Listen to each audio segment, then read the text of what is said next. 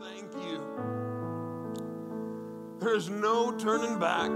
We want you and we want you alone. And I ask in the name above all names, the name of Jesus Christ, that your Holy Spirit would flow through our hearts, through this crowd today in such a way that you are lifted up, that there be a pleasant aroma that reaches all the way to heaven with our praises. And God, that you'd help us to love what you love, and that your heart would be more important than our heart, that your mission would be more important than our mission. In Jesus' name, in the name above all names we pray, amen. Please have a seat. I want to ask a question as we begin, and I'd like to just see you raise a hand across this crowd. How many of you, first of all, grew up in church and that church was a normal part of who you were? How many? Let's see hands. There's a large portion, but there are a lot who were not. How about this? When it comes down to it, how many of you left the church at one point? A large also percentage. You know, what breaks my heart is that this happens over and over again. I mean, we are called to reach a world that needs the message of Jesus Christ. But here's the thing, even when we reach them at a young age, when they've grown up, when they've heard, when they understand, when they see, they often end up falling away.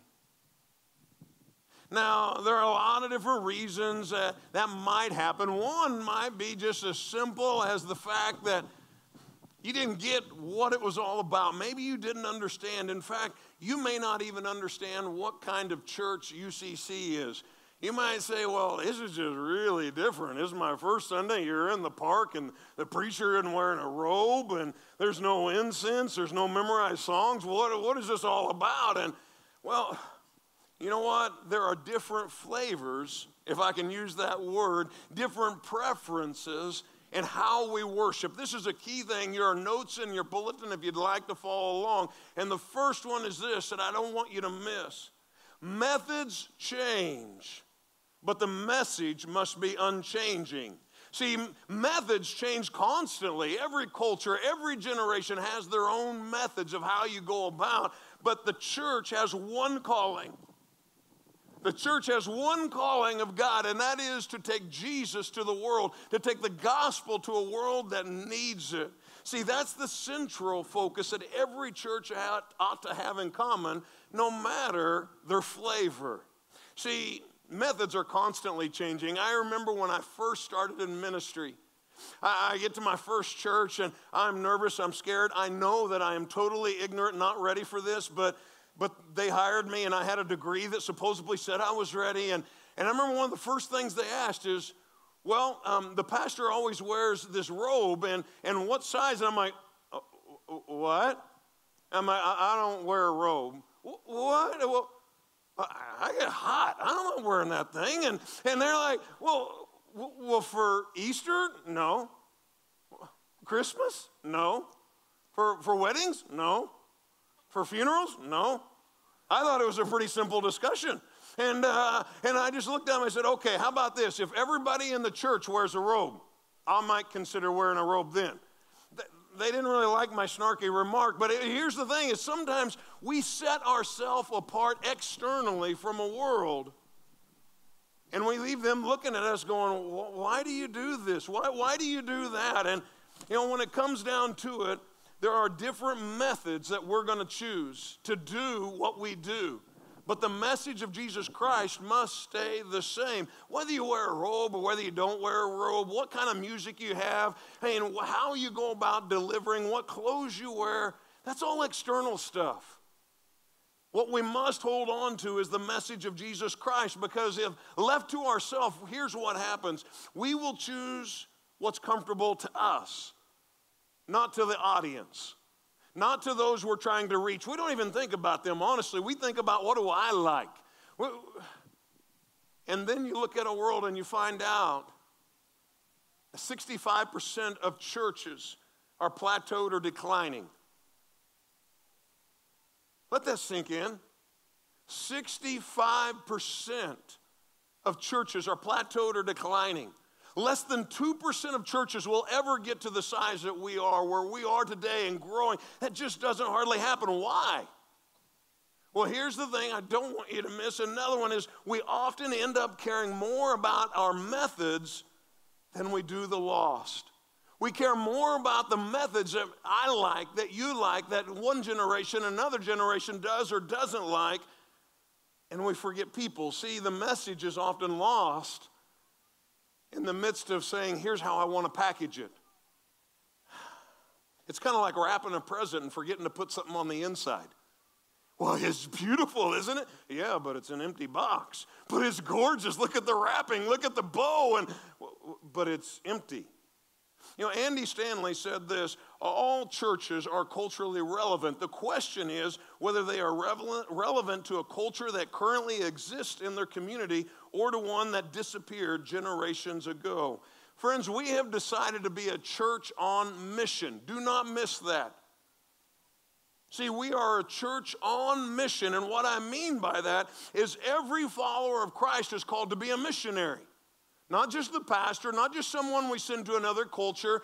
We are called to be missionaries. So how do we unpack that? Let me give you a little story. A couple of years ago, I bought myself the best present ever. And you know how it is, something that you want for like years, and then you go, I think I'll just buy it for myself. And it was a massage chair. I mean, this thing looks right out of, space age. Captain Kirk ought to be sitting in it.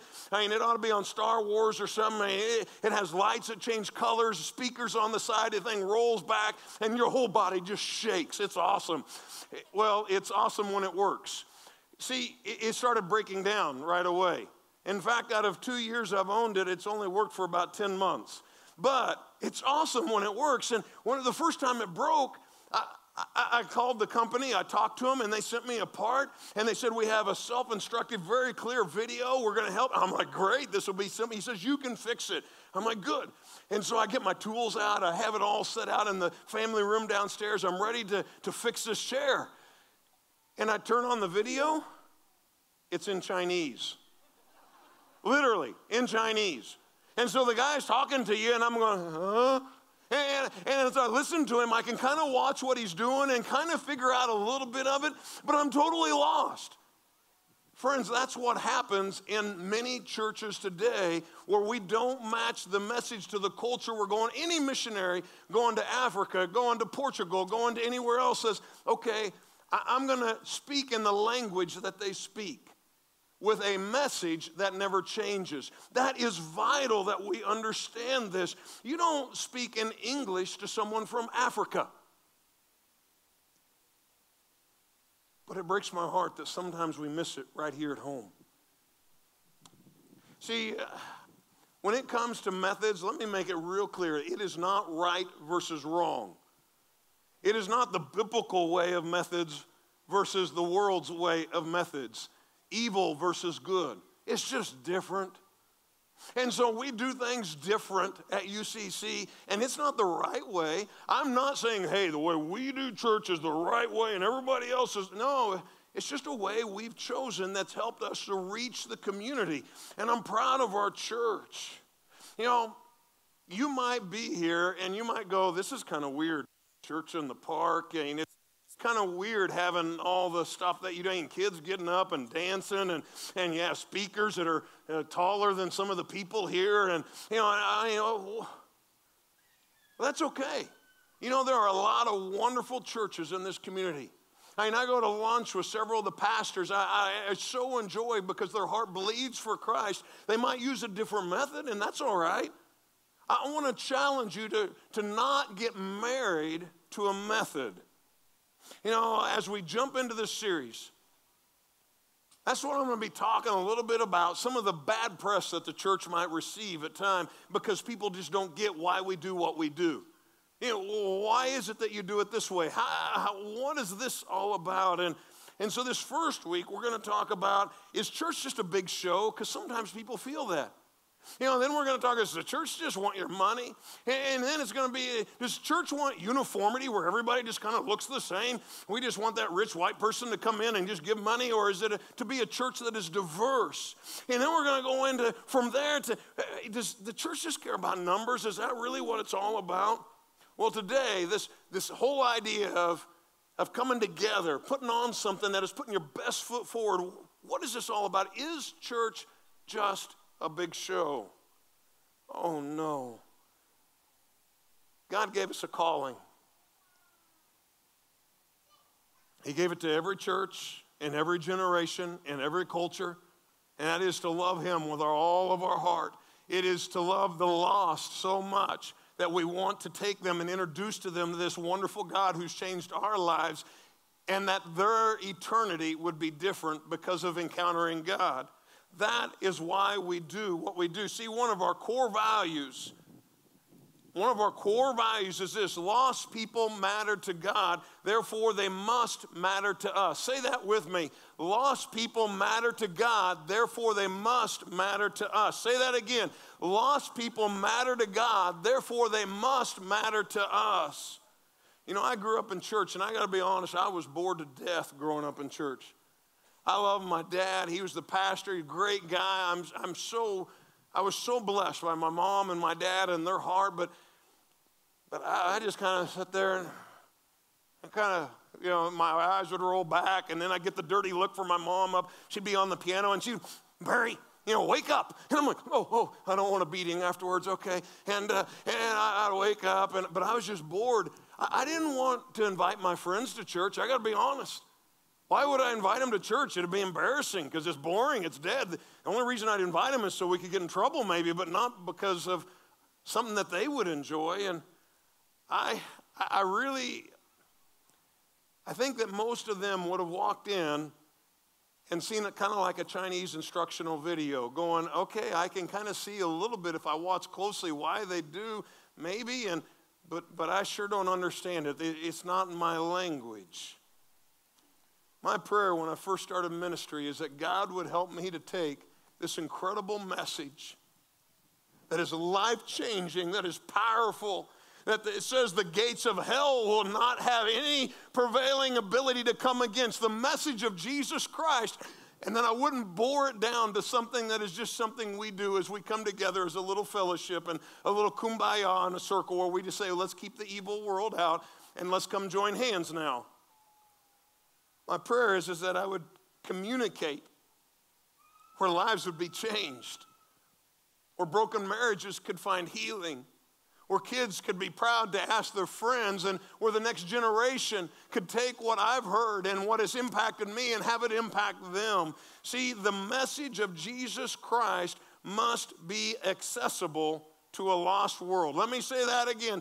The message of Jesus Christ must be accessible to a lost world. I want the church to be one that when my kids come, they're not embarrassed. And when they invite their friends, that they're not embarrassed. That my grandkids might want to come to someday as well. And, you know, that's the heart of Jesus. But the religious leaders of his day struggled with it. I want to make it very clear. I did not say that the message of Jesus Christ is easy. I said that it'd be accessible. Accessible versus easy is totally different. Jesus said to the religious leaders of his day, "What sorrow awaits you, teachers of religious law, and you Pharisees, hypocrites, for you shut the door of the kingdom of heaven in people's faces." He's saying, guys, you're focusing on the wrong things. We do it as well. This generation does it just like the last generation, and the next generation will do it. We tend to say, no, I want it to be this way, and it has to be the way I like it. Well, Luke chapter 15 tells 3 parables from Jesus sharing the heart of God for a world.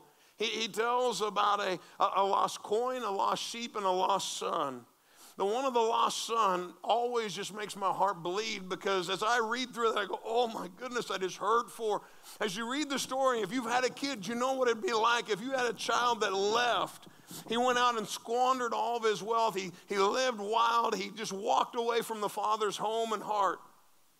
And the father would look for his boy to come home, constantly wondering, is this going to be the day? And when he finally saw his boy coming home, he ran. He threw his arms around him. He threw a party. He celebrated that his lost son had come home. Now we have an older brother in the story that is kind of sometimes like us. You know how when the older brother sees the young brother or the young sister getting away with stuff, and they're like, you're making the kingdom a little too dadgum accessible for this guy. He needs to be punished. He doesn't need to be welcomed back. We shouldn't be celebrating. He's a punk, basically. And not a lot has changed over the years, has it? It's still kind of similar today. The dad looked at him and said, boy, we have to celebrate him. He was lost and he's been found. He was dead and now he is alive. So we do put on a big show so that people would like Jesus. Is that why we do this? No. Hey, let me explain from reading 1 Corinthians. Make sure you listen here. Even though I am free, a free man with no master, I have become a slave to all people to bring many to Christ. When I am with those who are weak, I share their weakness. For I want to bring the weak to Christ. Yes, I try and find common ground with everyone, doing everything I can to save some. I do everything to spread the good news and share in its blessings.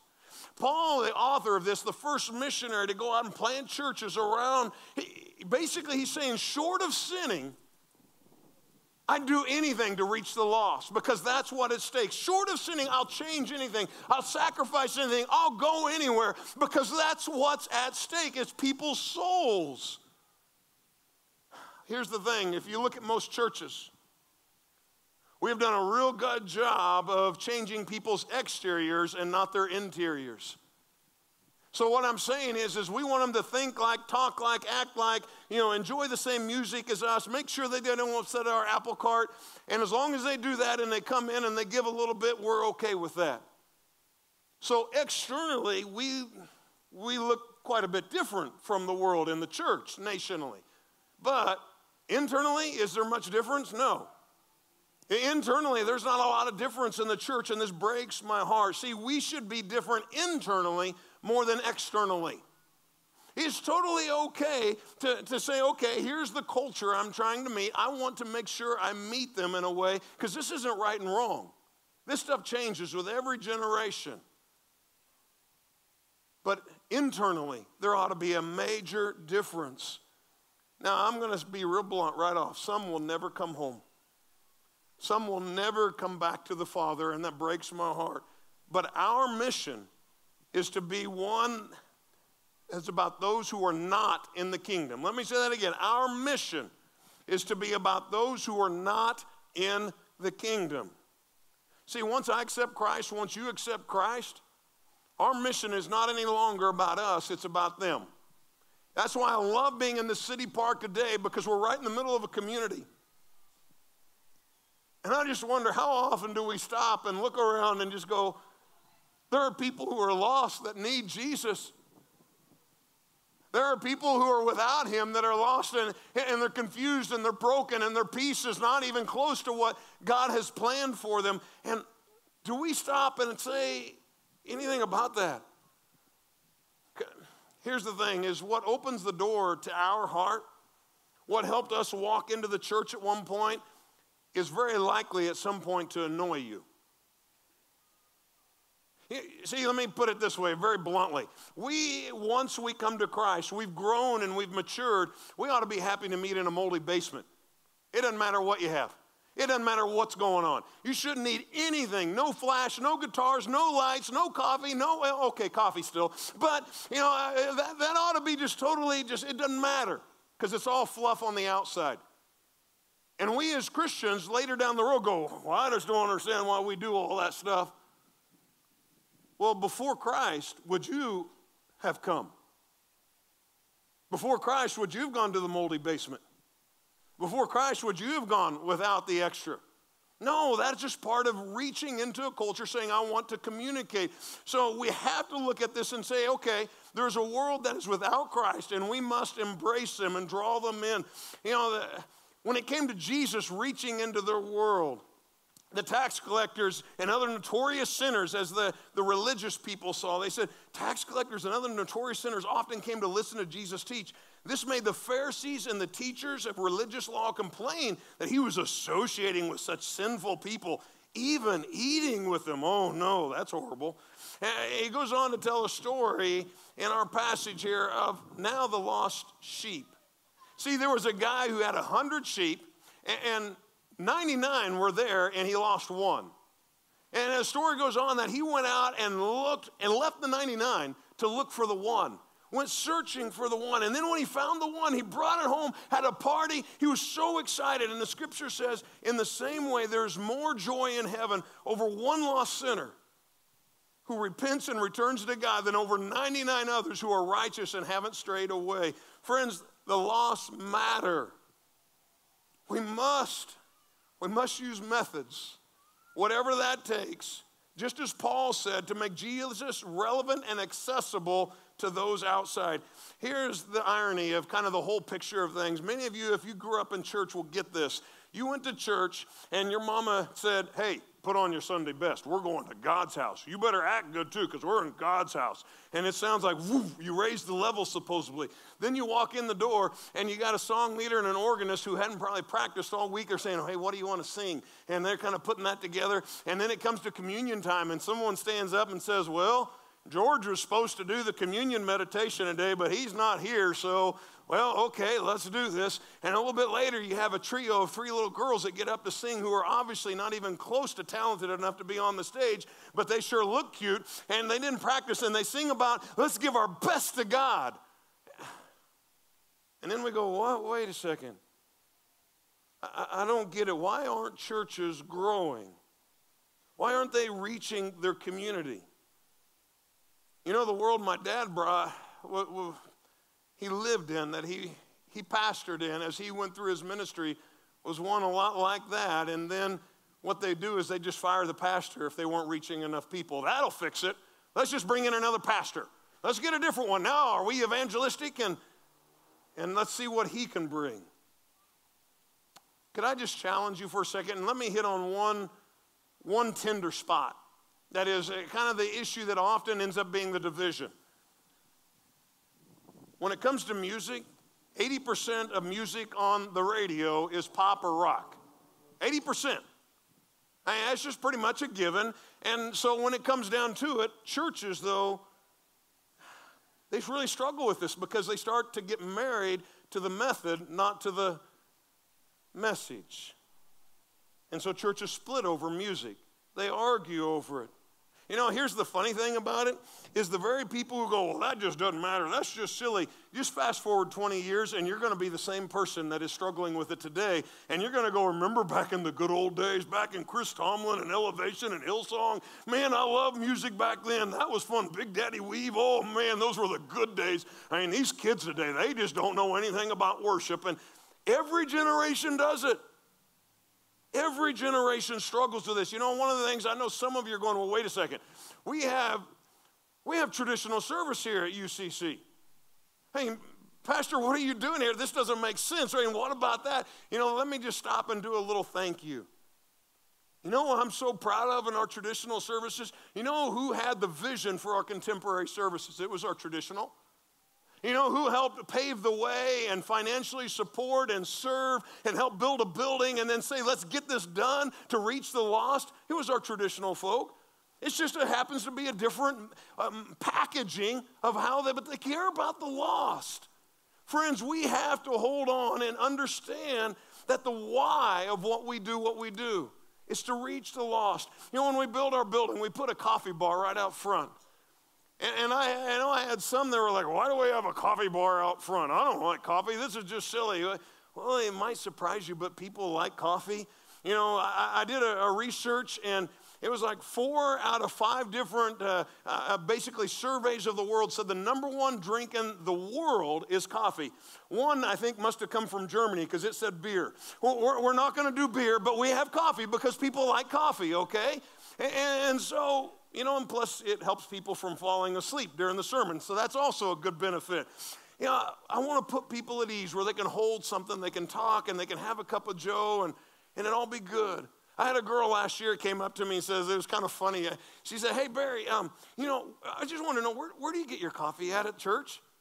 I don't know. I mean, someone else takes care of that. I just know we have it, and I drink it. He says, well, I just want to tell you, that is really good coffee. Even if your preaching wasn't worth a hoot, I'd come for the coffee.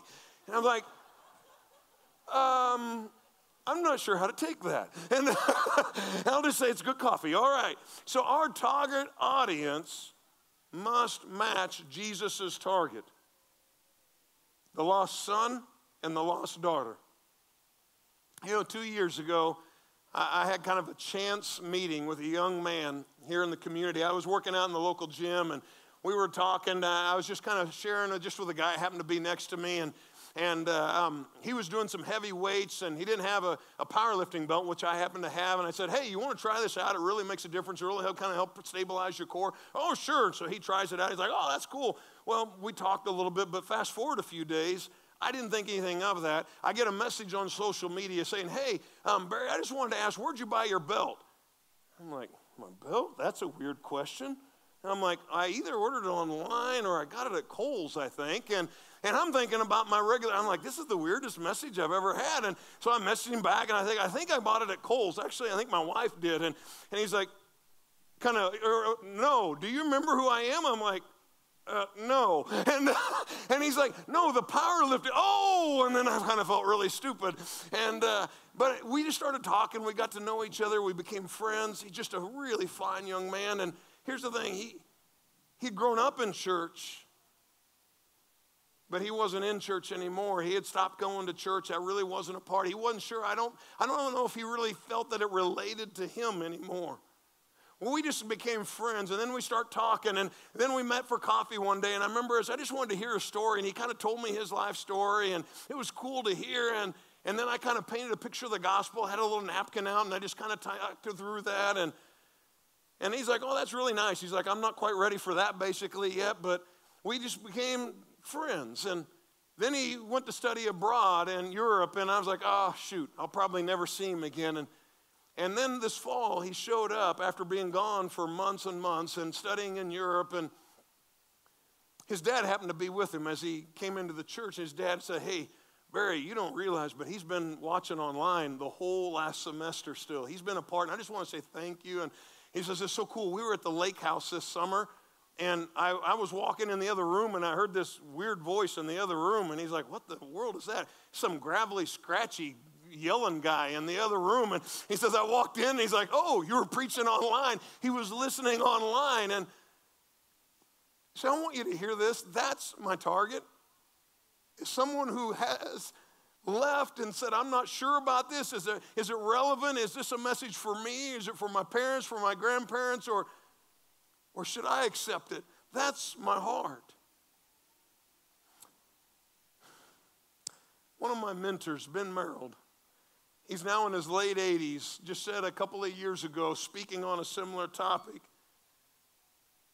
And I want to paint this to the grandparents and to those who are parents now that have been down the road a little ways. Would you listen to Ben? He says, what about the older people? And he's older than most of his audience at this point. He said, where do I start? He says, I don't much like the music either. That's a good place to start, isn't it? In fact, I haven't liked it longer than most of you haven't liked it. He says, I haven't even caught up with Bill Gaither yet. The point is, we need to hang in there and stop complaining. Let me illustrate. The congregation I served had a lady in it named Elizabeth Dolan. The event I'm going to tell you about happened when she was either 81 or 82 of age. This lady was a real servant. At that time, the church had a youth choir called Life Society. This is out in Southern Cal. They actually bus toured all over Southern California doing concerts. It was a really cutting-edge kind of contemporary setup.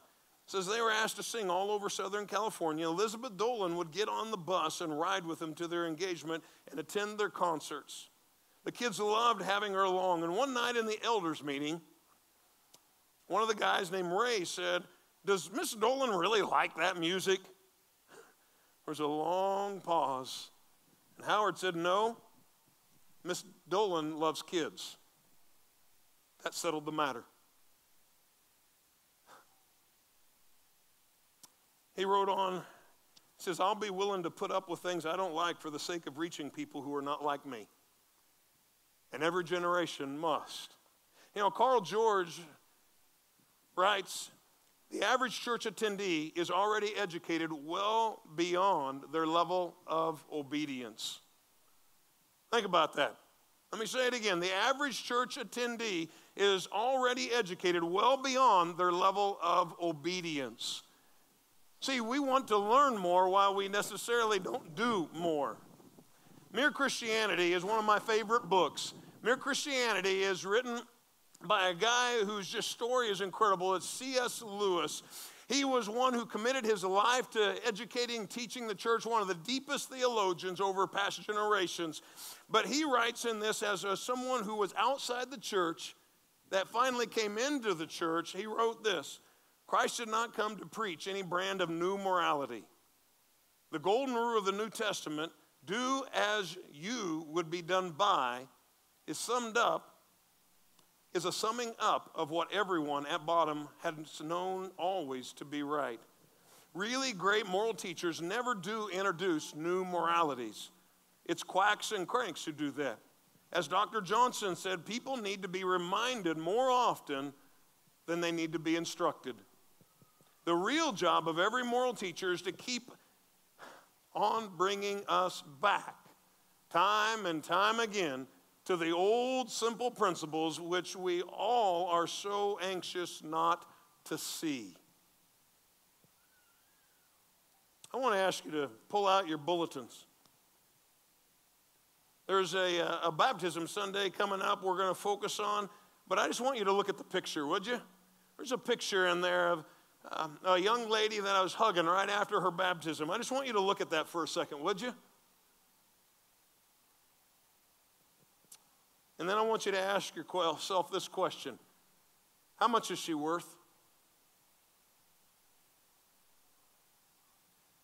How much is she worth? How much is that smile worth? What would you sacrifice to reach one more like that? What would you give up in order to say she would find Jesus? Because that's what is mandatory for each generation to do. You know, when I close my eyes at night, I think of a young man that had stopped going to church and wasn't sure if he was going to keep coming anymore. I think of a young woman like that. And I go, God, don't you dare let me fall short of the gospel that you've proclaimed to this world. Don't you dare let me sell that short, but let me run faithfully the calling that you've given. And I pray that you do as well. Would you stand as we go into decision time?